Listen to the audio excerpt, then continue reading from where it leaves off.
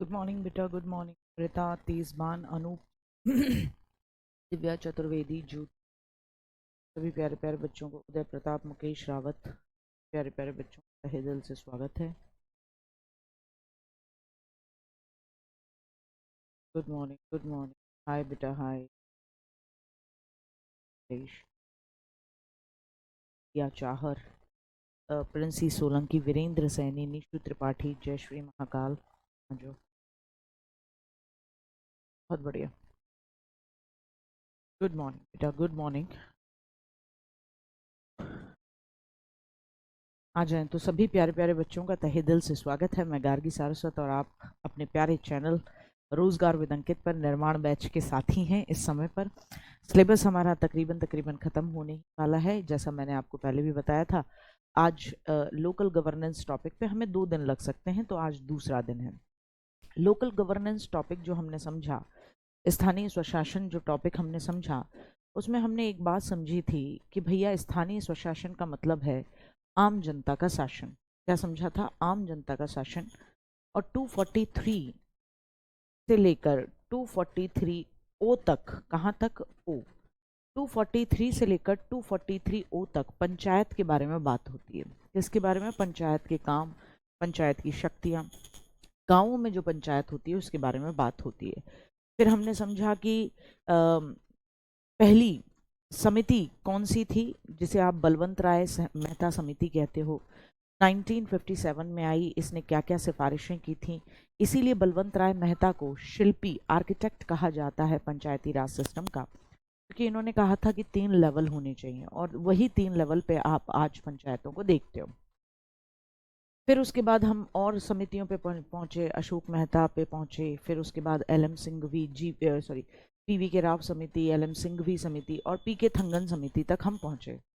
और हम ये भी समझ चुके थे, हमने जो चीज़ें समझी उसमें ये भी चीज़ समझी कि भैया देखो, हर समिति ने सिफारिश की और सिफारिश जनरली सबकी यही थी कि कैसे भी करके आप अगर चाहते हो कि इंडिया के अंदर पंचायती राज व्यवस्था या पंचायती राज सिस्टम प्रॉपरली चले, तो एक तो आप राज्य वित्त आयोग बनाओ। सबने यही कहा, एक तो क्या बनाओ? राज्य वित्त आयोग, जो इनको पैसा दे, राज्य वित्त आयोग। और वो आर्टिकल किसके अंदर आता है? तो याद रखना 243 आई के अंदर आता है। और निर्वाचन आयोग, राज्य निर्वाचन आयोग आता है, निर्वाचन आयोग आता है, राज्य निर्वाचन आयोग आता है 243 के अंदर। कौन, किसका चुनाव, है ना?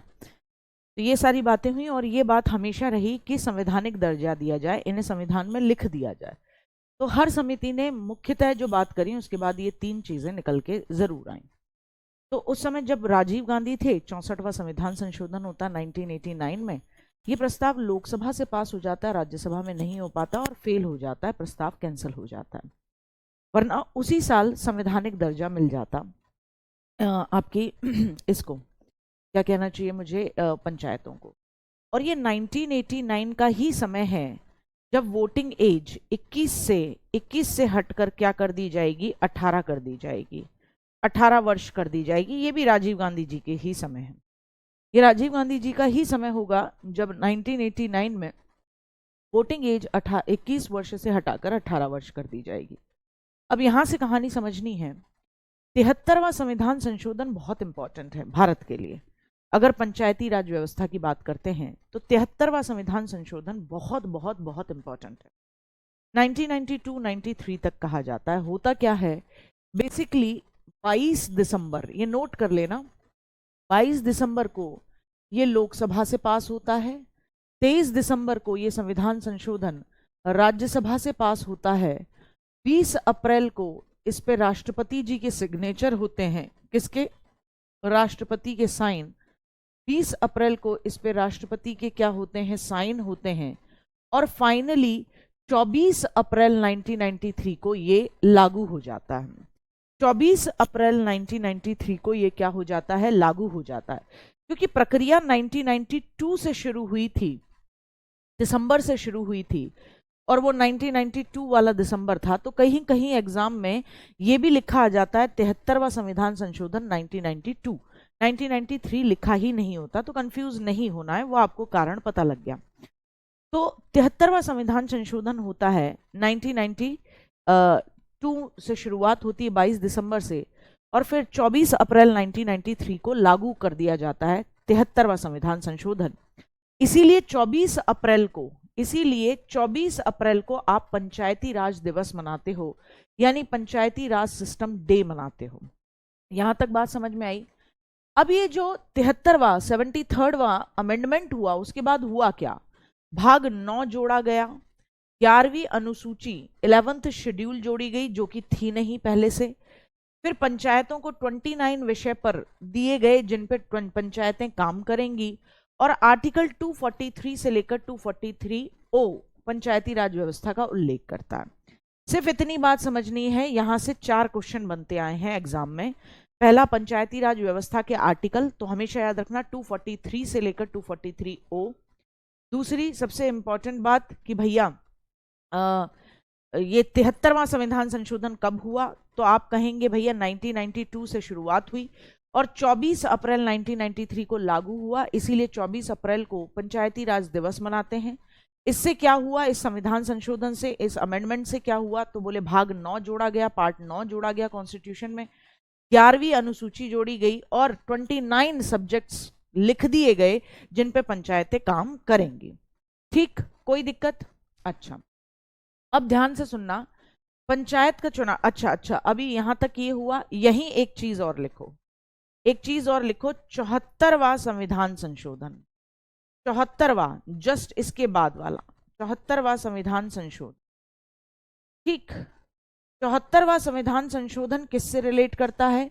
तो हमेशा याद रखेंगे कि 74वां संविधान संशोधन, ये भी, इसे भी आप 1992-93 ही लिखते हो, 1992-93 ही लिखते हो। ये संविधान संशोधन किससे जुड़ा हुआ है? नगर पालिकाओं से जुड़ा हुआ है। किससे? नगर पालिका से जुड़ा हुआ है। किससे जुड़ा हुआ है? नगर पालिका से जुड़ा है, यानी नगर पंचायतों से जुड़ा है। ठीक है ना? हाँ, ये किससे जुड़ा हुआ है? नगर पालिका से। इसके अंदर किसकी बात होती है? तो 12वीं अनुसूची जोड़ी गई, 12वीं अनुसूची जोड़ी गई, 12वीं अनुसूची यानी 12th शेड्यूल जोड़ी गई। 12 अनुसूचियां इस समय, 12वीं अनुसूची जोड़ी गई।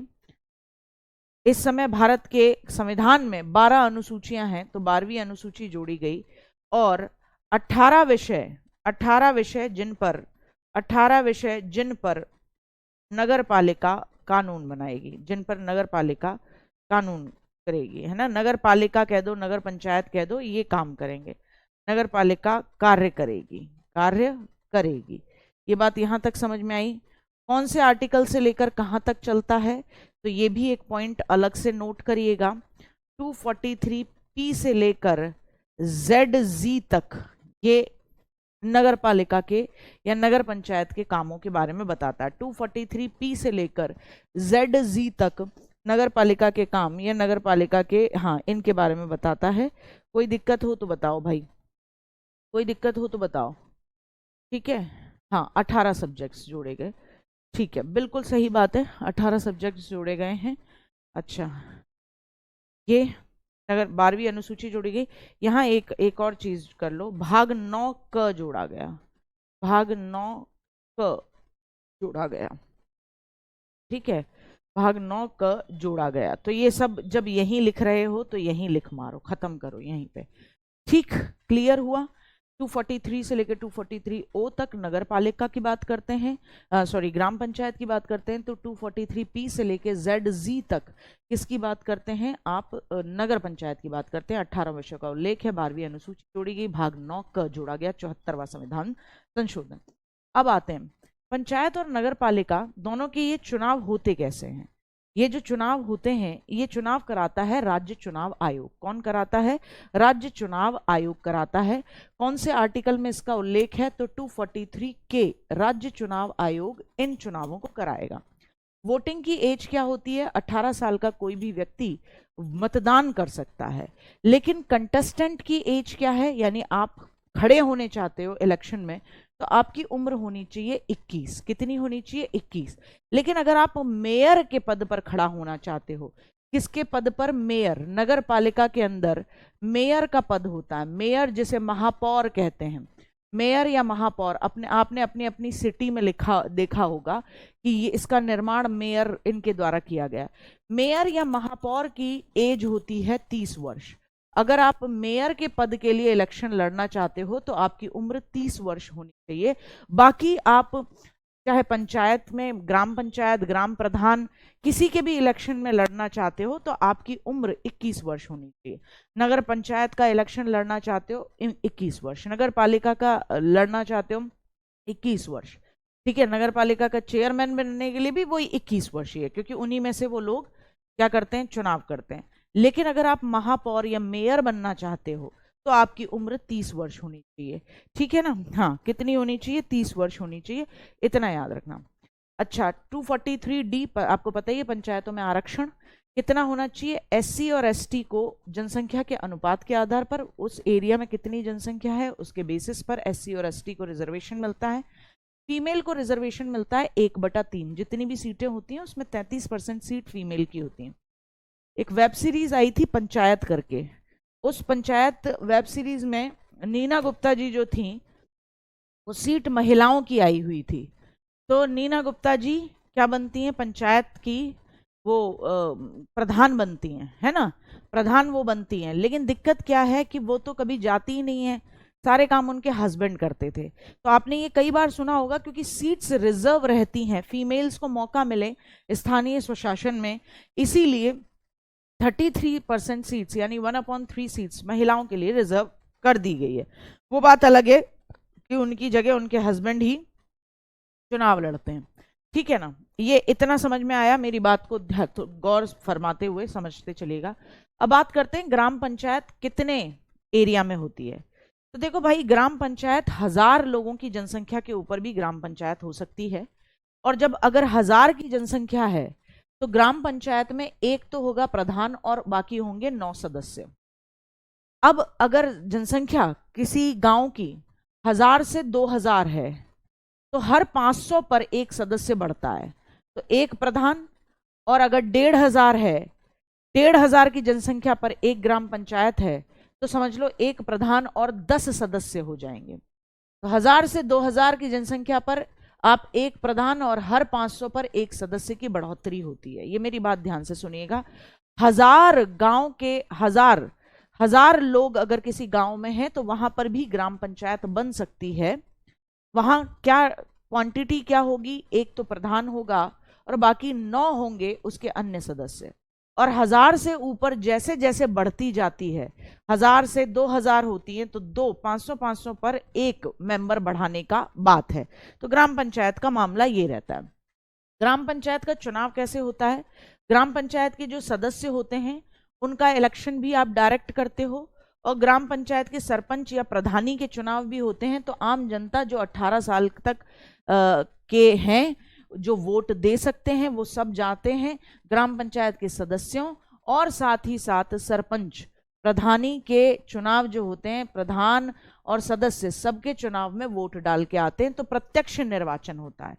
कौन भाग लेता है, आम जनता भाग लेती है जो कि 18 साल से ऊपर है, 18 साल या उससे ऊपर है। तो प्रधान का चुनाव और साथ ही साथ प्रधान के चुनाव के साथ अदर मेंबर्स का चुनाव डायरेक्ट होता है। लेकिन ग्राम पंचायत से ऊपर एक लेवल होता है जिसे आप खंड पंचायत या ब्लॉक पंचायत या जिला पंचायत पंचायत समिति कहते हो, जो मैंने आपको बताया था। क्योंकि बहुत सारी गांव पंचायत को मिलाकर एक ब्लॉक में एक खंड पंचायत होती है, तो पंचायत समिति कह लो 15 से 20 हजार की जनसंख्या पर मिलेगी पंचायत समिति। कहाँ मिलेगी, ब्लॉक लेवल पर। याद रखना किधर मिलेगी, ब्लॉक लेवल पर। ब्लॉक लेवल पर मिलेगी। कई सारी ग्राम पंचायतों को मिलाकर पंचायत समिति ब्लॉक लेवल पर बनती है। 15 से 20 हजार की जनसंख्या पर एक ब्लॉक डिसाइड किया जाता है। इसके सदस्यों का चुनाव तो आप और हम डायरेक्ट करते हैं, लेकिन इसका जो प्रमुख होता है, अध्यक्ष होता है पंचायत समिति का, जिसे आप ब्लॉक प्रमुख भी सुनते हो नाम।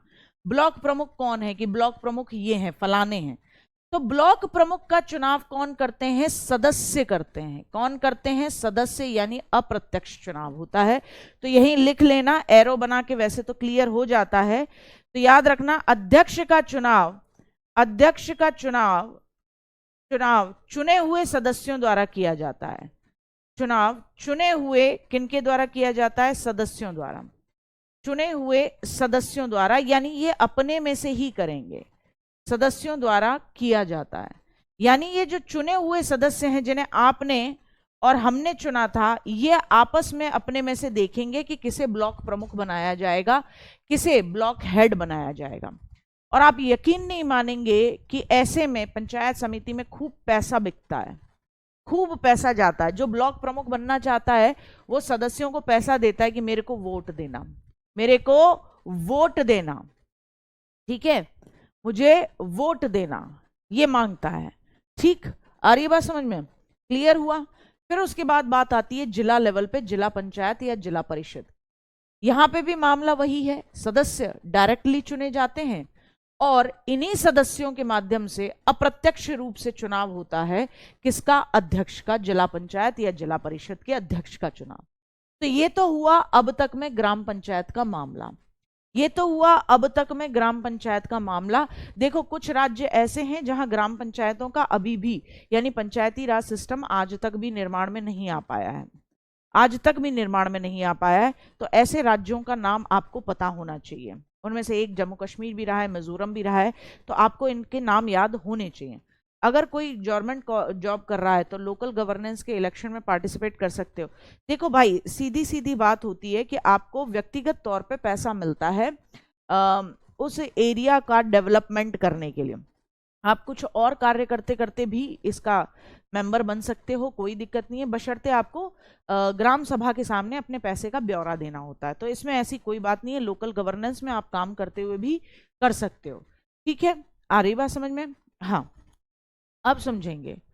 अब मेरी बात यहां तक में समझ में आई, क्योंकि यहां से आगे बढ़, देखो अभी तक जितना मैंने बताया उसका एक बार रिकॉल कर लो कि भैया देखो 69वां संविधान संशोधन जो था, सॉरी, सबसे पहली बात है कि राजीव गांधी जी अपने समय पर संविधान संशोधन लेकर आए, लेकिन वो फेल हो गया, राज्यसभा में प्रस्ताव पारित नहीं हो पाया, 64वां संविधान संशोधन कैंसिल हो गया। तो फिर उसके बाद 73वां संविधान संशोधन से शुरुआत करते हैं। 73वां संशोधन, 73वां संशोधन की शुरुआत होती है, आप इसे 1992-93 दोनों लिखते हो, 1992-93 दोनों लिखते हो। कारण बहुत स्पष्ट है, 22 दिसंबर को यह प्रस्ताव लोकसभा में गया था, लोकसभा से पास हुआ। 23 दिसंबर को यही प्रस्ताव किससे पास हुआ? राज्यसभा से पास हुआ। 20 अप्रैल को इस पे सिग्नेचर हुए, किसके? राष्ट्रपति जी के, और 24 अप्रैल को ये पारित हो गया। 24 अप्रैल 1993 को लागू हुआ, और इसी दिन को पंचायती राज दिवस कहते हैं। क्या कहते हैं? पंचायती राज दिवस कहते हैं। यहां तक समझ में आया? पंचायती राज दिवस। अब ये जो संविधान संशोधन हुआ, अमेंडमेंट हुआ, इससे कुछ चीजें जुड़ी होंगी। तो इस अमेंडमेंट के बाद संविधान में क्या जोड़ा गया? तो भैया जोड़ा गया भाग 9, भाग 9 जोड़ा। ठीक, और क्या जुड़ा? 11वीं अनुसूची जुड़ी, 11वीं अनुसूची जुड़ी। और पंचायत को कितने विषय पर काम करने के लिए? 29 विषय पर पंचायत काम कर सकती है। 29 विषय पर काम करने का अधिकार किसको? पंचायत को काम करने का अधिकार। ठीक है, और क्लियर हुआ संविधान में कि 243 से लेकर 243O तक पंचायतों का ही वर्णन होगा, पंचायत के काम, पंचायतों की शक्तियां। ठीक है, तो ये सबका उल्लेख होगा। ठीक, आ रही है बात समझ में? इसके बाद भारत के अंदर चुनाव होने लगे। 73वें संशोधन के बाद भारत के अंदर ये जो एक्ट आया, इसके बाद भारत के अंदर चुनाव हुए, किसके? पंचायतों के। और ये पंचायतों के चुनाव कौन कराता है? तो पंचायतों के चुनाव कराने का काम कराता है, बहुत ध्यान से समझिएगा, ये काम कराता है राज्य निर्वाचन आयोग 243K के अंदर, जिसकी घोषणा है। राज्य निर्वाचन आयोग यानी स्टेट इलेक्शन कमीशन कराता है। अब स्टेट इलेक्शन कमीशन इन पंचायतों के चुनाव कराता है। ये चुनाव होते कैसे हैं? तो देखिए, सबसे पहले गांव के लेवल पर होती है ग्राम पंचायत। ग्राम पंचायत में कितने मेंबर हो सकते हैं? तो भैया ग्राम पंचायत को अंग्रेजी में भी बेटा ग्राम पंचायत ही कहेंगे। तो ग्राम पंचायत के कितने मेंबर हो सकते हैं? तो हमेशा याद रखना, अगर 1000 की जनसंख्या है, 1000 की पॉपुलेशन है ग्राम पंचायत में, तो इस पॉपुलेशन में एक तो होगा प्रधान यानी मुख्य, प्लस 9 अदर मेंबर होंगे। 9 सदस्य होंगे। लेकिन इसके ऊपर जैसे जैसे बढ़ता जाता है, 500 की पॉपुलेशन बढ़ने पर, 500 की पॉपुलेशन बढ़ने पर हमेशा याद रखना एक अदर मेंबर जुड़ता जाता है, अदर सदस्य जुड़ता जाता है। ठीक है ना, मेरी बात समझ रहे हो? मेरी बात समझ रहे हो? तो ग्राम पंचायत के इलेक्शन में एक तरफ होता है प्रधान और कितने भी सदस्य हो सकते हैं। अब इन दोनों के ही इलेक्शन कैसे होते हैं? डायरेक्ट इलेक्शन होते हैं। कैसे होते हैं? Direct election. डायरेक्ट इलेक्शन का मतलब प्रत्यक्ष चुनाव, आम जनता भाग लेती है। 18 वर्ष या उससे ऊपर वाले लोग चुनते हैं, या उससे ऊपर वाले वोट करके चुनते हैं। उससे अपर एज वाले वोट देते हैं। क्या देते हैं? ये लोग क्या देते हैं बेटा? वोट देते हैं और चुनते हैं। तो प्रधान के साथ साथ अन्य सदस्यों का चुनाव भी डायरेक्ट होता है। लेकिन फिर आती है ब्लॉक पंचायत, जिसे आप पंचायत समिति कहते हो, जिसे आप पंचायत समिति कहते हो।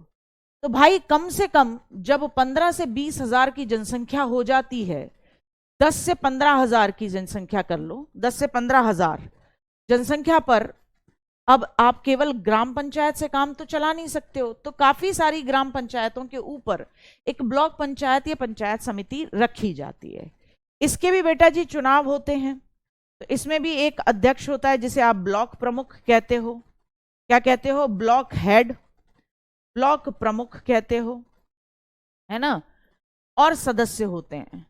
तो बेटा जी सदस्यों को तो आप और हम डायरेक्ट चुनते हैं। डायरेक्ट, डायरेक्ट का मतलब आप और हम वोट डालते हैं। लेकिन ये जो अध्यक्ष है, इसे कौन चुनते हैं? सदस्य अपने में से चुनते हैं। तो इसका चुनाव कैसा होता है? अप्रत्यक्ष। कैसा चुनाव होता है? इनडायरेक्ट। ऐसे ही बेटा जिला लेवल पर जिला पंचायत है। मेरी बात मेरे हिसाब से अब समझ में और अच्छे से आ गई होगी। वहां पर भी मेंबर्स हैं, सदस्य हैं। इनका चुनाव आप और हम करेंगे, प्रत्यक्ष चुनाव करेंगे, डायरेक्ट इलेक्शन, आम जनता चुनेगी।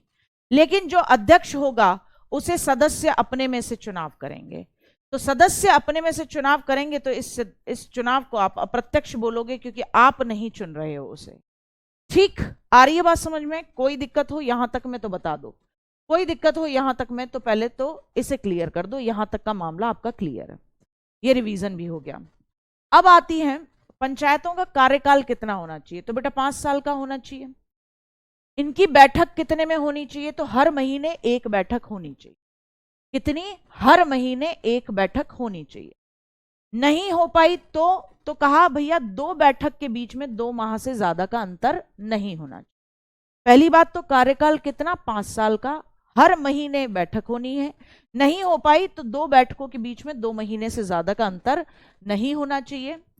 कैसे हटाते हैं भैया प्रधान और उप प्रधान को? प्रधान को, उप प्रधान को कैसे हटाया जाएगा? तो अगर इन्हें हटाना है तो 15 दिन पहले ग्राम सभा नोटिस देगी। यानी उस गांव के, उस एरिया के 18 साल या उससे ऊपर के जो व्यक्ति हैं, वो क्या करेंगे? 15 दिन पहले नोटिस देंगे कि हम प्रधान साहब को हटाना चाह रहे हैं, सबके सामने। क्यों हटाना चाह रहे हैं? क्योंकि ये गड़बड़ी करते हैं। तो 15 दिन पहले नोटिस देगी और उसके बाद खुद ग्राम सभा हटाती है। कौन हटाती है बेटा? तो 243A के अंदर जो ग्राम सभा के बारे में बात की है वो हटाती है। उसके बाद उपस्थित और मतदान करने वाले 2/3 सदस्यों द्वारा इसको बहुमत से हटा दिया जाएगा, प्रधान को या उप प्रधान को, जो भी है। अब ये प्रस्ताव पारित नहीं हो पाया। अगर ये प्रस्ताव पारित नहीं हो पाया तो यहां एक नोट डाल के लिखना कि अब अगर ये प्रस्ताव पारित नहीं हो पाया तो फिर आप अगले अगले साल ये प्रस्ताव लेकर आओगे। कब लेकर आओगे ये प्रस्ताव? हाँ, पहली साल में नहीं लेके आओगे। अब 1 साल में नहीं हो पाया तो अब ये प्रस्ताव आएगा अगले साल में। ठीक है ना? 2 मिनट रुको, पानी पी लो, कितने देख लो अपना।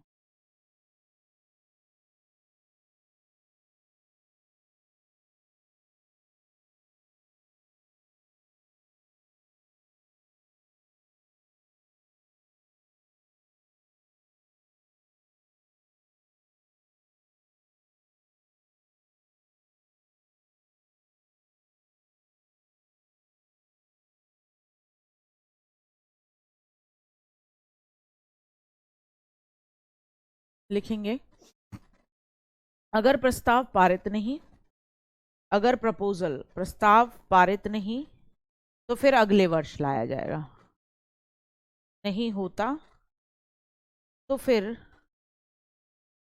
अगले वर्ष लाया जाएगा। उस साल फिर नहीं लाओगे, पूरे साल नहीं लाओगे, अगले वर्ष लाया जाएगा। जैसे आपने देखा होगा कि लोकसभा या राज्यसभा में अध्यक्ष को हटाने का या डिप्यूटी स्पीकर को हटाने का जो प्रस्ताव रहता है, वो अगर उस सेशन में नहीं आ पाता तो फिर आप अगले सेशन में लेकर आते हो। ठीक है, तो अगर प्रस्ताव पारित नहीं हो पाया तो फिर अगले वर्ष लाया जाएगा। ये भी तब लाया जाता है जब कम से कम 2 साल पूरे हो चुके होते हैं। अगर पंचायत समय से पहले भंग हो जाती है तो चुनाव 6 महीने के अंदर अंदर करवाने होंगे। यहां पे भी नोट 2 डालेंगे कि बिल्कुल सही बात है, अगर पंचायत भंग हो जाती है तो अगले चुनाव 6 महीने के अंदर अंदर कराने होंगे। लेकिन अगर 6 महीने से कम का समय बचा है तो अब चुनाव 6 महीने से कम का समय बचा है तो नहीं होंगे। ठीक है, लिखेंगे अगर 6 महीने से कम का समय बचा है, 6 महीने से कम का समय बचा है, कम का समय बचा है तो अगले चुनाव अपने समय पर, समय बचा है तो चुनाव नियत समय पर होंगे। तो चुनाव जो अगले समय था उसी पर, चुनाव कब होंगे? नियत समय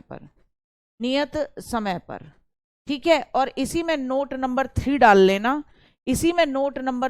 लेना, ये डाल लेना कि अगर आपका चुनाव के बाद, जैसे 6 महीने के अंदर अंदर चुनाव होने, अब अगर समझो कि लोकसभा भंग हो गई 2.5 साल में, तो पूरा 2.5 साल बचा है, तो अगली आपकी जो ग्राम पंचायत होगी वो बचे हुए समय के लिए काम करेगी। तो लिखेंगे एग्जाम्पल में लिख लेना, अगर लोकसभा बोल रही हूं, अगर ग्राम पंचायत 2.5 साल में भंग, अगर ग्राम पंचायत कब 2.5 ईयर में ही भंग हो गई, ठीक है, ये एग्जाम्पल है भंग, तो अगली ग्राम पंचायत कितने समय के लिए? केवल 2.5 साल के लिए होगी। तो नई ग्राम पंचायत कितने के लिए होगी? 2.5 ईयर के लिए काम करेगी। ठीक, फिर इलेक्शन होंगे। ठीक, आ रही बात समझ में? तो पहली बात तो ये दिमाग में रखना कि इनका कार्यकाल कितना होता है? 5 साल का होता है। आपको प्रधान या उपप्रधान को हटाना है तो कितने दिन पहले? 15 दिन पहले आपको नोटिस भेजना होगा, ग्राम सभा में हटाया जाएगा। ग्राम सभा में उपस्थित और मतदान करने वाले 2/3 सदस्यों के बहुमत से हटाया जा सकता है। ये साल में केवल एक ही बार किया जा सकता है। अगर उस साल प्रस्ताव पारित नहीं हुआ तो फिर अगली साल ट्राई कीजिए। अगर पंचायत डिसॉल्व हो जाती है तो इलेक्शन 6 महीने के भीतर कराने होंगे, लेकिन अगर 6 महीने से कम का समय बचा है तो चुनाव नहीं कराए जाएंगे।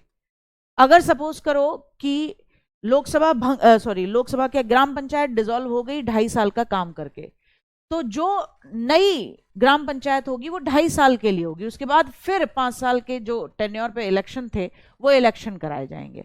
आप बात समझ रहे हो? ये नहीं होगा कि ये 2.5 साल में अगर डिसॉल्व हो जाती है, ये ग्राम पंचायत खत्म हो जाती है तो फिर दोबारा से इलेक्शन, क्योंकि एक पर्टिकुलर एरिया की ग्राम पंचायत भंग हुई है, एक कोई एरिया है, RWA एरिया है ना, रोजगार विद अंकित का एरिया, वहां की ग्राम पंचायत भंग हुई है, सब जगह की नहीं हुई है, तो वहां पे ही इलेक्शन कराए जाएंगे भैया।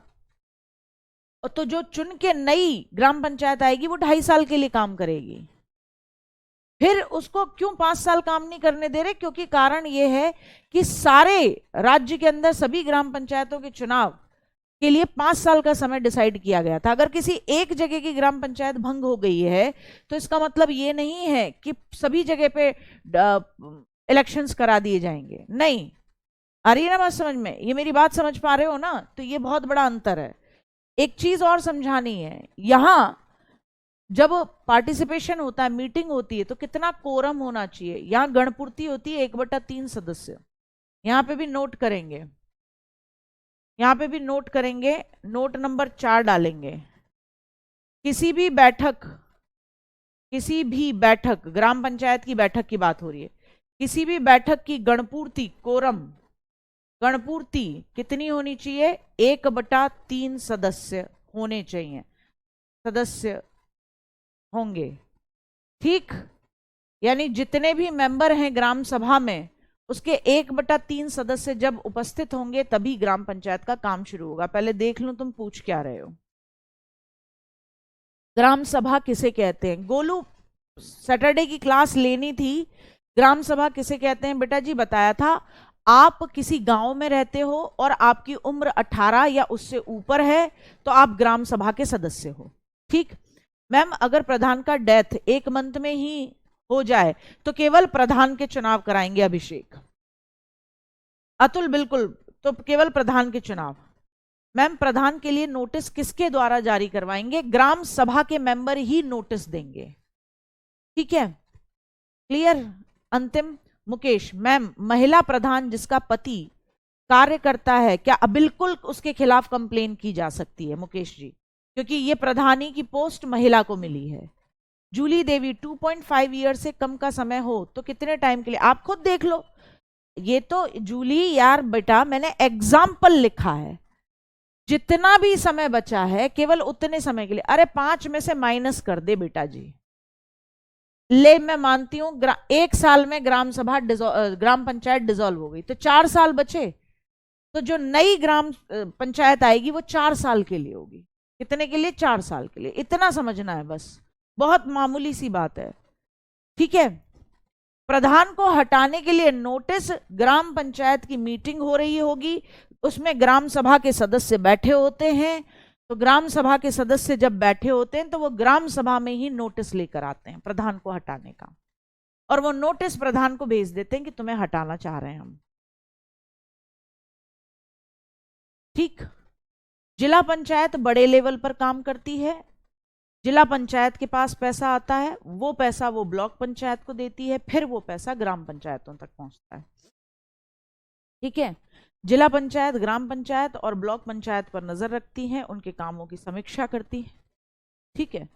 9 मेंबर्स आम जनता, जो भी 21 साल और उससे ऊपर के हैं, उसी एरिया में रहते हैं, वो पार्टिसिपेट कर सकते हैं, ठीक है ना। प्रेम नारायण चौहान जी, ठीक, क्लियर हुआ? आगे बढ़ते हैं, ठीक। नेक्स्ट पे बात करते हैं। अब बात आती है सिटी गवर्नेंस। किसकी बात आती है? City governance. सिटी गवर्नेंस 74वां संविधान संशोधन 1993, 12वीं अनुसूची जोड़ी गई जिसमें 18 विषय पर काम करने के लिए दिया गया, और भाग 9 क जोड़ा गया। 9 क जोड़ा गया संविधान के अंदर, और 243 आर्टिकल 243 पी से लेकर ZZ तक इसी के बारे में उल्लेख मिलता है, नगर पंचायत के बारे में। अब नगर स्वशासन भी 3 पार्ट्स में बटा होता है। पहला समझना, जिसे आप कहते हो नगर पंचायत, फिर होता है नगर पालिका, फिर कौन होता है? नगर पालिका, फिर होता है नगर निगम। कौन होता है? नगर निगम। सबसे ऊपर होता है नगर निगम। सबसे पहले नगर पंचायत क्या है? छोटे छोटे कस्बे जो अभी अभी पहले गांव थे और अभी अभी शहर बन रहे हैं, है ना। छोटे छोटे गांव जो अब कस्बे बन रहे हैं, टाउन बन गए हैं बेसिकली, ठीक है ना। क्या बन गए हैं? कस्बे बन गए हैं, गांव नहीं रह गए। अब ये बन गए क्या? टाउन बन गए, अभी गांव नहीं रह गए, ठीक है ना। हाँ, अभी क्या बन गए? कस्बे बन गए। अभी गांव कहीं दूर दूर तक नहीं रह गए, इनका गांव जैसा कुछ है नहीं मामला। नगर पालिका वो होते हैं ऐसे नगर जिनकी जनसंख्या 2.5 लाख से ऊपर, तो वहां पर क्या होगी? नगर पालिका। 2.5 लाख से ऊपर होगी अगर जनसंख्या तो नगर पालिका होगी। नगर निगम अगर जनसंख्या 5 लाख से ऊपर होगी, अगर किसी एरिया की जनसंख्या 5 लाख से ऊपर है तो वहां नगर निगम होगी। म्युनिसिपल कॉर्पोरेशन होगी, है ना, म्युनिसिपल कॉर्पोरेशन होगी।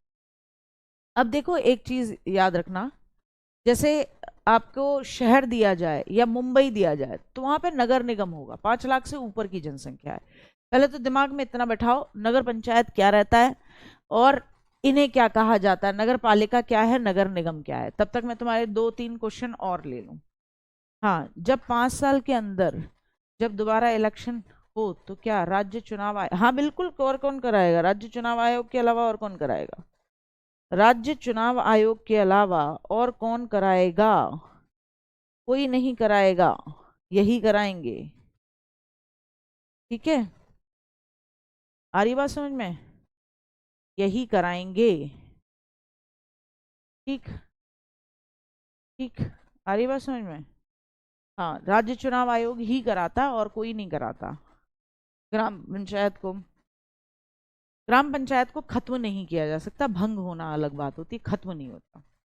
आ जाए तो अब बात आती है नगर पंचायत की। ऐसे छोटे छोटे कस्बे जो पहले गांव थे अब नगर बन गए। इसमें अध्यक्ष होते हैं और सभासद होते हैं, जिन्हें आप पार्षद कहते हो। आपने सुना होगा पार्षदों के इलेक्शन हो रहे हैं। इनका इलेक्शन कैसा होता है? डायरेक्ट होता है। नगर में सारे इलेक्शन कैसे हैं? डायरेक्ट हैं, प्रत्यक्ष हैं। आप अध्यक्ष का चुनाव भी खुद कर रहे हो और सभासद का चुनाव भी खुद कर रहे हो। नगर पालिका, जहां जनसंख्या 2.5 से 3 लाख की जनसंख्या होगी, वहां पर नगर पालिका होगी उस एरिया में। यहां पर भी सभासद या पार्षद होंगे, उनका इलेक्शन डायरेक्ट, और साथ ही साथ अध्यक्ष का इलेक्शन भी डायरेक्ट। तो दोनों ही इलेक्शन प्रत्यक्ष रूप से होते हैं, आप खुद चुनते हो, आम जनता। नगर निगम 10 लाख की जनसंख्या, 5 लाख से लेकर 10 लाख की जनसंख्या कहा जाता है, बड़े शहरों में होती है। यहां पर आप अच्छे तरीके से जानते हो, अध्यक्ष हो गया या सभासद या आपका पार्षद हो गया। अध्यक्ष को आप क्या कहते हो? मेयर या महापौर कहते हो। इसके इलेक्शन भी प्रत्यक्ष होते हैं। अध्यक्ष या महापौर, मेयर के इलेक्शन भी खड़ा होता है और आम जनता ही चुनती है। और याद रखना, मेयर या महापौर की ये शुरुआत में बता दिया था, इस इलेक्शन में खड़े होने के लिए उम्र 30 वर्ष चाहिए। बाकी आप सभासद या पार्षद के इलेक्शन में खड़ा होना चाहते हो तो 21 वर्ष आपकी आयु होनी चाहिए। कितनी? 21 वर्ष आपकी एज होनी चाहिए। आप नगर पंचायत में अध्यक्ष या पार्षद बनना चाहते हो, 21 साल की एज होनी चाहिए, दोनों जगह, सब जगह। ठीक है, इवन नगर पंचायत, नगर पालिका, ग्राम पंचायत, ग्राम पालिका, ग्राम पंचायत, जिला पंचायत और पंचायत समिति, इन सब में भी 21 साल की एज से आप कॉन्टेस्ट कर सकते हो। केवल और केवल नगर पालिका के अंदर, नगर निगम के अंदर अगर आप मेयर बनना चाहते हो तो आपकी उम्र 30 वर्ष होनी चाहिए। पहली नगर निगम की स्थापना 1688 में मद्रास में की गई थी। ये क्वेश्चन पूछा गया है, बहुत इंपॉर्टेंट है, जरूर देख लें। ठीक है, ठीक है, ठीक, ठीक, चलिए, इतना आ गया बस। अब पहले इतने में क्वेश्चंस बताओ, फिर मैं आगे आपको यूपीएससी और इन सब के बारे में पढ़ाऊंगी। पहले बताओ भाई, यहाँ क्या दिक्कत है? वेतन पूछ रहे हैं आशीष जी। आशीष जी, कोई ऐसा वेतन नहीं होता, इनका कोई वेतन नहीं होता। इन्हें केवल और केवल क्या निर्माण के लिए या उस राज्य में इनके कामों को, उस एरिया में इनके कामों को बढ़िया करने के लिए पैसा दिया जाता है। ये ऐसे बच्चों वाले क्वेश्चन क्यों पूछते हो? अगर इलेक्शन के समय कुछ गड़बड़ी हो जाएगी तो जाहिर सी बात है कौन देखेगा? जो इलेक्शन करवा रहा होगा वो इलेक्शन करवाते समय पीठासीन अधिकारी जो है वो देखेगा। दोबारा चुनाव होंगे। इलेक्शन होने से कितना टाइम पहले वर्किंग टाइम फिनिश हो जाना चाहिए। ये इसे बोलते हो आप बेसिकली कि आचार संहिता लग गई है। आचार संहिता लग गई है तो आचार संहिता ना, ये चुनाव आयोग निर्धारित करता है कितने समय पहले लगानी है। ठीक है, लेकिन आप 24 घंटे पहले, 24 नहीं, कम से कम 48 घंटे पहले, 2 दिन पहले तो आप इवन वो भी करना बंद कर दोगे। लोगों के दरवाजे दरवाजे जाके उनके सामने रिक्वेस्ट करना, उनसे वोट की अपील करना भी बंद कर दोगे। और काम या कोई नई घोषणा कम से कम 2 महीने पहले बंद कर दोगे। नगर पंचायत के लिए कितनी जनसंख्या होनी चाहिए? आपको बता दिया ना, नगर पंचायत जो छोटे छोटे पहले गांव थे लेकिन अब कस्बे बन गए हैं, वहां नगर पंचायत होती है। तो जाहिर सी बात है 2.5 लाख से कम होगी तभी वहां नगर पंचायतें बनेंगी, क्योंकि फिर तो नगर निगम बन जाएगी। नगर पालिका अध्यक्ष की एज आपको बता दिया, नगर पालिका अध्यक्ष की एज बनने के लिए 21 साल ही चाहिए। बस नगर निगम का अध्यक्ष बनना है, जिसे मेयर या महापौर कहते हो, तो आपकी एज 30 वर्ष चाहिए। आचार संहिता यानी कि एक तरीके से, आचार संहिता क्या होती है कि एक तरीके से ये लग गया है, कुछ कोड एंड कंडक्ट लगा देता है इलेक्शन कमीशन, और ये कह देता है कि इलेक्शन अनाउंस होने के बाद, अब जैसे इलेक्शन का अनाउंसमेंट हो गया है कि भैया आज कौन सी मई चल रही है ना, तो जुलाई में इलेक्शन होंगे, तो अनाउंसमेंट होने के बाद आचार संहिता लग गई है, मैं कोई नई पॉलिसी की घोषणा नहीं करूंगी जिससे कि जनसंख्या मेरी तरफ या वोटर्स मेरी तरफ आकर्षित हों। और जिस दिन इलेक्शन है उससे कम से कम 2 दिन पहले मैं घर घर जाके वोट मांगना भी बंद कर दूंगी। वोट बराबर हो जाएंगे, क्या पागलपने के घूसा घुस के मार देने का मन करता है मेरा। हाँ पागलों, ढंग के क्वेश्चन तो पूछा करो।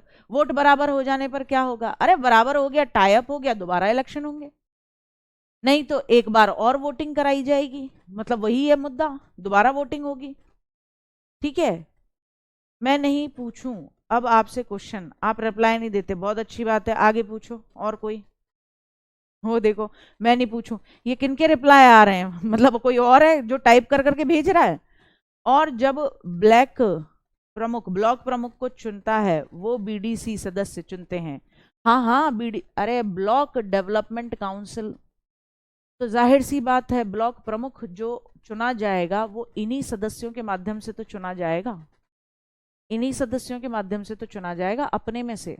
देखो, आप केवल ग्राम प्रधान और सदस्य के चुनाव डायरेक्ट में भाग लेते हो, बाकी अगर ब्लॉक प्रमुख का चुनाव होता है तो वो चुने हुए सदस्य जिन्हें आपने और हमने चुना था जिला पंचायत पंचायत समिति में, ब्लॉक पंचायत में, वो चुनते हैं।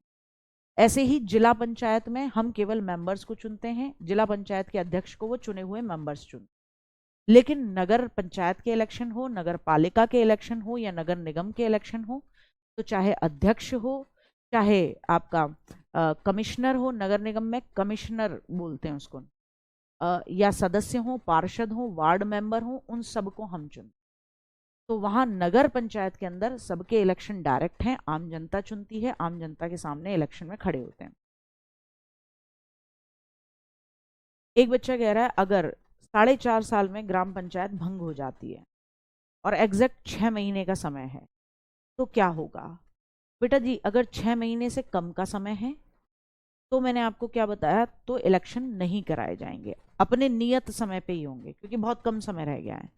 ठीक है, तो 4.5 में भंग हो गई, 6 महीने का समय बचा है। अगर 6 महीने में करा लेगा आपका स्टेट इलेक्शन कमीशन तो कराया जाएगा, वरना जनरली ये होगा कि मात्र 6 महीने बचे, अब 6 महीने बाद ही इलेक्शन कराए जाएंगे अपने नियत समय। ठीक है,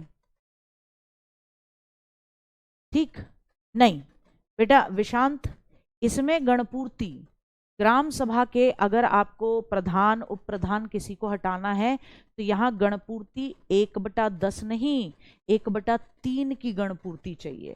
अगर किसको हटाना है, ग्राम पंचायत और ग्राम प्रधान के सदस्यों को हटाना है, तो गणपूर्ति यहाँ 1/3 की मानी जाती है, कभी भी 1/10 की नहीं मानी जाती। ठीक है, आ रही बात समझ में? क्लियर हुआ? देखो, वार्ड मेंबर कौन होता है?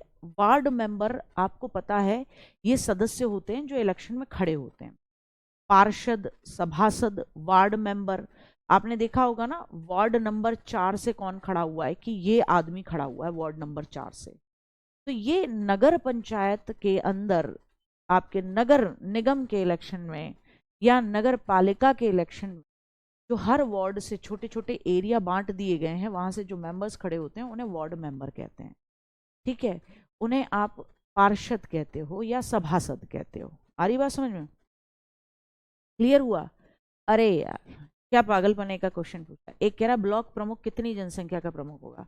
ब्लॉक पंचायत कितने पे होती है? 10 से 15 हजार की जनसंख्या पर होती है। तो जाहिर सी बात है हर एक ब्लॉक पंचायत में जो ब्लॉक प्रमुख होगा वो 10 से 15 हजार की जनसंख्या के ऊपर होगा। लॉजिक क्यों नहीं लगाते? लॉजिक, अरे दूर दूर तक, कोसों तक काम नहीं है लॉजिक लगाने का। आ जाओ, अब नेक्स्ट चीज समझ लो, थोड़ा सा शुरुआत कर लो, या फिर रहने दो, आज मत करो, अब कल ही करेंगे। आज तुम टाइमली फ्री हो गए हो तो अपना रिवीजन करना, अच्छे से समझना, लॉजिकल बातें हैं इन्हें तमीज में दिमाग में बैठाना है। कल करेंगे UPSC, state public service commission, joint public service commission, निर्वाचन आयोग, वहीं बताऊंगी आचार संहिता क्या होती है, ठीक है, वित्त आयोग पढ़ रहे होंगे, नीति आयोग, ये छोटे छोटे आयोग जो हैं उनके बारे में, राष्ट्रीय मानवाधिकार आयोग, इनके बारे में थोड़ा थोड़ा समझाते हुए कि क्या कौन कितना कार्यकाल, कौन नियुक्ति कराता है, कौन हटाता है, कितने समय तक इनको रहना होता है, काम क्या होते हैं, बस इतना इतना बता के इसे खत्म कराएंगे। ठीक है प्रभु लोगों, ठीक है। हाँ, एक बार जब खत्म हो जाएगा तो 100 से ऊपर क्वेश्चंस दे दूं। अब एक बागड़ बिल्ला पूछ रहा है, क्यों देखूं मैं क्या कह रहा है। हाँ, क्यों कह रहा है कि योग्यता कितनी होनी चाहिए। तो बेटा एक तो भारत का नागरिक होना चाहिए, उस एरिया जहां से तुम इलेक्शन में खड़े हो रहे हो वहां का वोटर आईडी कार्ड होना चाहिए। दूसरा, उम्र 21 साल की होनी चाहिए, मेयर का चुनाव नहीं लड़ रहे हो तो बाकी सब जगह 21 साल की उम्र चाहिए। और कोई लाभ का पद ना हो आपके पास में, बस यही योग्यता चाहिए। पागल दिवालिया ना हो आप, अपना काम ढंग से कर पाते हो। ठीक है,